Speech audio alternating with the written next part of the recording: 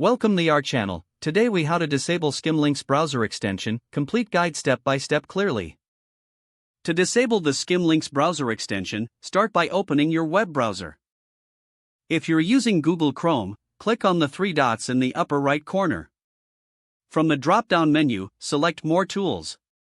Then, click on Extensions. Look for the Skimlinks extension and once you find it, you'll see a toggle switch. Click the toggle switch to turn it off. For Firefox users, click the three horizontal lines in the upper right corner.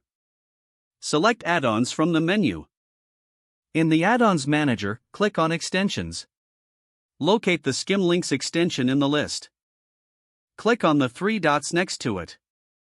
Select Disable from the options that appear. If you are using Safari, click on Safari in the top menu. Then, navigate to Preferences. Select the Extensions tab. Find Skimlinks in the list of extensions. Uncheck the box next to it to disable it. For Microsoft Edge, click on the three dots in the upper right corner. Select Extensions from the menu. Locate the Skimlinks extension. Click on the toggle switch next to it to disable it. After disabling the extension, you may want to refresh your browser.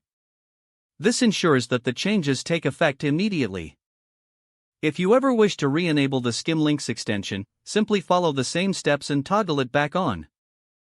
Make sure to check your extensions periodically to manage them effectively.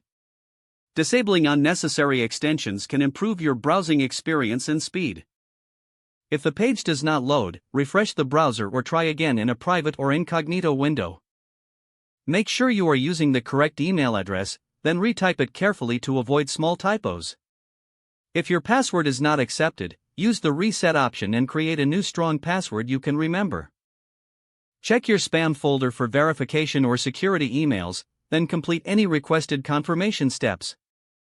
Enable two-factor authentication if available to improve account security and reduce unauthorized access risk.